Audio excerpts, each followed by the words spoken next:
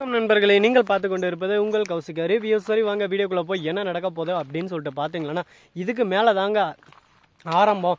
என்ன எதனால் ஆரம்பம் அப்படின்னு சொல்கிறோன்னு பார்த்தீங்களன்னா, கரெக்டாக நம்ம எஸ்எஸ்கே இருக்கார்ல, அவர் வந்துன்னு கரெக்டாக ஜெயிலுக்கு போகிற வேண்டிய தருணம் வந்தாச்சுங்க. அவர் ஏன் ஜெயிலுக்கு போகணும், என்ன காரணத்துக்காக ஜெயிலுக்கு போகணும், எஸ்எஸ்கே ஜெயிலுக்கு போகிறதுக்கு எந்த ஒரு காரணமே இல்லையா அப்படின்னு சொல்லிட்டு நீங்கள் திங்க் பண்ணுவீங்க. ஆனால் அது உண்மைதாங்க. அவர் எஸ்எஸ்கே ஜெயிலுக்கு போகிறதுக்கு எந்த காரணம் இல்லை தான். அப்படி இருந்தாலும் எஸ்எஸ்கே ஒரு தவறு செஞ்சுட்டாரு. என்ன தவறு செஞ்சார் அப்படின்னு சொல்லிட்டு பார்த்தீங்களன்னா, போலியான ஒரு கேஸை வந்து இப்போ கிரியேட் பண்ணியிருக்காரு. அது மட்டும் இல்லாமல் இந்த சொத்து விவகாரத்தில் தான் நம்ம எஸ்எஸ்கே மாட்டிக்கினார். இந்த சொத்து முழுக்குமே நம்ம ஜானகி பேர்லேயும் மறுபக்கம் அவங்களோட கணவர் பேரில் தான் இருக்குது. நம்ம கௌதம் பேரில் கூட மாற்றலை. இந்த விஷயத்தை தெரிஞ்சுக்காத நம்ம எஸ்எஸ்கே முட்டாள்தனமாக என்ன பண்ணார், கார்த்தி பேச்சை கேட்டுக்கிட்டு இந்த சொத்து மொத்தத்தையும் அண்ணா ஆட்டே போட்டுட்டான்னு சொல்லிட்டு பிளான் பண்ணி கார்த்தி பேருக்கு மாற்றுற மாதிரி மாற்றி இவர் பேருக்கே மாற்றினார். இந்த மாதிரி பண்ணால் சும்மா இருக்க முடியுமா? ஏதான ஒரு கேஸை போட்டு அவனை ஃபஸ்ட்டு உள்ள தள்ளுண்டா அப்படின்ற மாதிரி தான் எல்லாருக்கும் என்ன வரும். நம்ம எஸ்எஸ்கே பண்ணது தவறு தாங்க. எஸ்எஸ்கே எல்லா சொத்தையும் கார்த்தி கொடுக்காம தானே எடுத்துக்கலாம்னு சொல்லிட்டு பார்த்தாரு. ஆனால் அந்த இடத்துல தான் போர்ஜரி வேலை செஞ்சுக்கிறது வந்து நம்ம கௌதம் எப்படியோ ஒரு வெளியே போகிற மாதிரி போயிட்டு இது கார்த்திக்கு சந்தா சந்தோஷம், இதில் எப்படியாவது எஸ்எஸ்கே ஏதான ஒரு சூழ்ச்சியை வச்சிருப்பாரு அப்படின்னு சொல்லிட்டு செக் பண்ணி பார்க்குறாங்க. பார்த்த மாதிரியே ஆயிடுச்சுங்க. இந்த சொத்து எல்லாமே இன்னும் ஜானகி பேர் தான் இருக்குது. ஆனால் அந்த சொத்தெல்லாம் ஏமாற்றி பிடுங்க பார்த்து தான் சொல்லி நம்ம எஸ்எஸ்கே மேலே ஒரு கேஸாக போடுறாங்க. இந்த விஷயத்தை தெரிஞ்சுக்கிட்டால் தான் கார்த்தியும் ஒரு பக்கம் புரிஞ்சு வருவான். ஏன்னா கார்த்தி இப்போதைக்கு இந்த சொத்து எல்லாமே பத்திரமா இருக்குது நம்ம பேரில் அப்படின்னு சொல்லிட்டு நினச்சின்னு இருக்கான். எஸ்எஸ்கே வந்து போடா வெளியே, இனிமேல் இது ஏன் சொத்துன்னு சொல்லிட்டு முடிக்க அடிக்கிற போது அதோட கஷ்டம் தெரியும். ஐயோ அவசரப்பட்டு கை வச்சிட்டோம்லோ, இதுக்கு மேலேயும் நம்ம ஒன்றும் பண்ண முடியாதா அப்படின்னு சொல்லிட்டு கூனி குறுகி போயிட்டு வேதனையில் நொந்து நூடுல்ஸ் ஆகிட்டு ஒரு பக்கம் நின்று இருக்காரு. அப்போ தான் இவருக்கு அந்த கஷ்டம் புரியும். ஐயோ தவறு பண்ணிட்டோம்லேன்னு சொல்லிட்டு. நம்ம கௌதம் எப்போவுமே நல்லதாங்க பண்ணுவார். கௌதம் மாதிரி ஒரு திறமையான ஒரு பக்குவமான ஆள் யாருமே இல்லைங்க. ஏன் எதனால் அப்படின்னு சொல்லிட்டு பார்த்தீங்கன்னா, எந்த விஷயம் பண்ணாலும் யோசிச்சு சிந்திச்சு பண்ணுறாரு. ஆனால் நம்ம கார்த்தி அப்படி இல்லை. கார்த்தி ஒரு சின்ன புள்ள மாதிரிங்க. யார் எது சொன்னாலும் ஆமாஞ்சாமி அப்படின்னு சொல்லிட்டு ஆமாஞ்சாமி போட்டுன்னு அந்த பக்கம் சாஞ்சிடுவார். இந்த மாதிரி கார்த்தி இருக்கிறதுனால தான் அந்த எஸ்எஸ்கே மறுபக்கம் அஞ்சலி தாட்சாயினி இவங்கெல்லாம் பிளான் பண்ணி நம்ம கார்த்தியை அடிச்சுன்னு இருக்காங்க. இது இன்னும் எத்தனை நாளைக்கு தொடர போகுதுன்னு சொல்லிட்டு தெரியலையே. வேதனைன்னு சொல்லிட்டு சோதனையாக வந்துன்னு இருக்குது. இந்த சோதனைக்கு நடுவில் இன்னும் என்னென்ன வேதனை வரப்போகுதுன்னு சொல்லிட்டு தெரியல. பார்த்து எல்லாத்தையும் ஒரு பக்கம் கரெக்ட் பண்ணிப்போம். வாழ்க்கைன்னா இந்த மாதிரி நிறைய கஷ்டம், நஷ்டம், துக்கம், துயரம் எல்லாமே வரும்.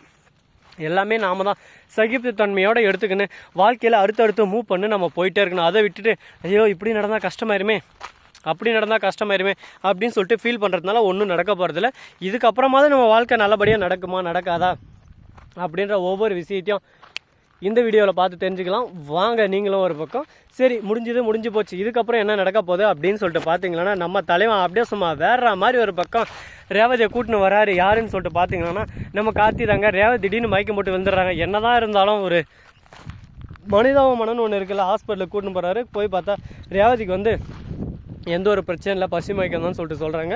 உடனே பார்க்கணுமே நம்ம கௌதம் அந்த இடத்துக்கு ஓடி வந்து அம்மா உங்களுக்கு என்னாச்சு அப்படின்னு சொல்லிட்டு உன்னோட அம்மாவாடா, காப்பாற்றிக்க கூடாது அப்படின்னு சொல்லிட்டு என்ன வருமானு சொல்லிட்டு பார்த்தீங்க. அப்படி என்ன வரலைங்க. சைலண்ட்டாக அந்த இடத்துல வந்து கார்த்தி போயிடுறான். ரேவதி இருந்தாலும் கார்த்தி தான் என்ன காப்பாற்றுறான், கார்த்தி தான் கூட்டு வந்து அட்மிட் பண்ணான்னு சொல்லிட்டு சொல்கிறாங்க. ரொம்பவே கௌதம் சந்தோஷப்படுறாரு. என்ன தான் மனிதாபமானம் இன்னும் அவனுக்குள்ளே இருக்குது. டே கார்த்தி நன்றிடா, உங்கள் அம்மான்றதுக்கோசரம் நான் காப்பாற்றணும்னு நினச்சிக்காத. யாராக இருந்தாலும் நான் அந்த ஹெல்ப்பை செஞ்சுருப்பேன். என் எதிரியாக இருந்தாலும் சரி, யாராக இருந்தாலும் சரி, உயிருக்கு போராடுறமோ நான் கண்டிப்பாக உதவி பண்ணுவேன் அப்படின்னு சொல்லிட்டு மூஞ்சி லட்ச மாதிரி சொல்லிட்டு அங்கேருந்து கிளம்பிடுறாப்புல. ஏதோ ஒன்று நல்லது நடந்துச்சுல, அது வரைக்கும் சந்தோஷம்டாப்பா. நம்ம கார்த்திக்குள்ளே ஒரு ஈரம் இருக்குது, மனசு இருக்குன்னு சொல்லிட்டு புரிய வருது. சரி, முடிஞ்சு போச்சு, இதுக்கப்புறம் இதை பேசி ஒன்றும் நடக்க போகிறதில்ல. அடுத்து என்ன பண்ணலாம் ஏது பண்ணலாம்னு சொல்லிட்டு அடுத்தபடியான விஷயத்தில் நம்ம காலெடுத்து வச்சாதான் அடுத்து நம்ம அடுத்தடுத்து மூவ் பண்ணி போயினே இருக்க முடியும். இதுக்கப்புறம் என்ன நடக்குதுன்னு சொல்லிட்டு பார்த்தீங்களன்னா, நம்ம எஸ்எஸ்கே இருக்கார்ல, அவர் வந்து நேராக வராரு கௌதம் கிட்ட வந்து நான் கௌதமே அடுத்து ஏதோ போயிட்டு கான்ட்ராக்ட் எடுக்கிறேன், இது எடுக்கிறேன்னு சொல்லி இருக்க போல். எல்லாத்துக்கும் காசு இருக்காப்பா, காசே இல்லாமல் அம்மா தாயே 5-10 இருந்தால் போடுங்கன்னு சொல்லிட்டு ஒரு வீதியாக போப்பா. இல்லை என்கிட்ட கூட கெஞ்சி நான் தரேன் அப்படின்னு சொல்லிட்டு சொல்ல, உடனே இன்னுமே பேச முடியாமல் சைலண்ட்டாகவே இருக்கார். இதுக்கப்புறம் நான் இன்னும் பேசலறப்பா, எது பேசினாலும் தப்பாயிருது, எல்லாமே உங்கள் இஷ்டம் தான், உங்களுக்கு பிடிச்ச மாதிரி ஏதோ ஒன்று பண்ணுங்கள் அப்படின்ற மாதிரி தான் ஒரு பக்கம் போயின்னு இருக்குது. என்ன பண்ண போகிறாங்க, ஏது பண்ண போகிறாங்க, எப்படியெல்லாம் பண்ண போகிறாங்க அப்படின்ற இன்ட்ரெஸ்டிங்கான ஆர்வமான எக்ஸைட்மெண்ட்டான விஷயத்தை தாங்க நம்ம பார்த்து தெரிஞ்சுக்க போகிறோம். அது மட்டும் இல்லாமல் நம்ம தலைவர் எஸ்எஸ்கே இருக்கார்ல, அவர் வந்து பண்ண விஷயத்தினால நம்ம கௌதமுக்கு ரொம்பவே கோவம் வந்துடுது. இந்த எஸ்எஸ்கே சும்மா விடக்கூடாதுன்னு சொல்லிட்டு. அதே சமயத்தில் ரேவதி இங்கே என்ன பண்ணுற, என்ன எப்படியான ஒன்று ஆடி இங்கே வந்து ஹாஸ்பிட்டலில் படுத்துற, உன்னை சும்மா உயிரோடே விடக்கூடாதுன்னு நினச்சேன், ஆனால் நீ மிஸ் ஆகிட்ட, உன்னை சும்மா விட மாட்டேன் என் வாழ்க்கையில் நீ குறுக்க வந்ததுனால எனக்கு இவ்வளோ பிரச்சனை, தெரியாமல் அந்த உண்மையை சொல்லு, எங்கே என் பையன், அவனை சொல்லு, அவனையும் கொல்றான் உன்னையும் கொல்றான், 2 பேரும் விட்டு வச்சா எனக்கு தான் அது பிரச்சனை, இலக்கியா உன்னை வச்சு தான் செக் பண்ணிட்டு வைக்கிற அப்பா உன்னை இல்லாமல் பண்ணுறேன், நீ இருக்கிற வரைக்கும் தானே இந்த மாதிரி பண்ணிருப்பா, நீயே இல்லைனா என்ன பண்ணுவா, ஒன்றுமே பண்ண முடியாது, எல்லாமே நான் கூடிய சீக்கிரம் பண்ண தான் போகிறேன், அப்போ தெரியும் அந்த இலக்கியாவுக்கு நான் யாருன்னு சொல்லிட்டு, தெரியாமல் எஸ்எஸ்கேவை பகைச்சிக்கிட்டோம்லோ, தெரியாமல் எஸ்எஸ்கேவுக்கு நம்ம வாய்ப்பு கொடுத்துட்டோம்னு சொல்லிட்டு ஃபீல் பண்ணியாக வாழணும், அந்த மாதிரி விஷயத்தை நான் செய்தான் போகிறேன் கூடிய சீக்கிரம் அப்படின்னு சொல்லிட்டு சொல்லியிருக்காங்க. இதை கேட்டதான் சரிப்பா முடிஞ்சுதா பண்ணு, முயற்சி உடையார் இகழ்ச்சி அடையார், சந்தோஷமாக பண்ணு, முயற்சி பண்ணுறது தப்பே இல்லைங்க. ஆனால் தவறான ஒரு விஷயத்துக்கோசம் முயற்சி பண்ணுறது ரொம்பவே தப்பு. நம்மளால் முடியலையோ முயற்சி பண்ணுறது வந்து நம்ம நல்ல விஷயத்துக்காக பண்ணணும், வாழ்க்கையில் எப்படி முன்னேறலான்னு பண்ணலாம்.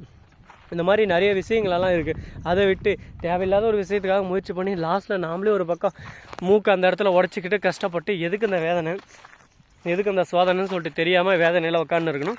இந்த மாதிரி வேதனை இனிமேல் இருக்காது அப்படின்னு சொல்லிட்டு நம்ம நம்பிட்டு இருக்கோம்.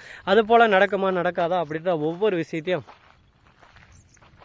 நீங்கள் தெரிஞ்சுக்கணும்னு நினைக்கலாம். அதுக்கு நீங்கள் பண்ண வேண்டியதை மறக்காமல் நம்ம சேனலை சப்ஸ்கிரைப் பண்ண நண்பர்கள் சப்ஸ்கிரைப் பண்ணுங்கள், லைக் பண்ணுங்கள், ஷேர் பண்ணுங்கள், டிங் பெல்லை தட்டி விட்டு போங்க. அப்போ தான் நாம் போகிற அடுத்த வீடியோ உடனுக்குடன் வரும். மிக்க நன்றி, தேங்க்ஸ் ஃபார் வாட்சிங், டாடா, see you, நன்றி, வணக்கம், வந்தனம், வருகை.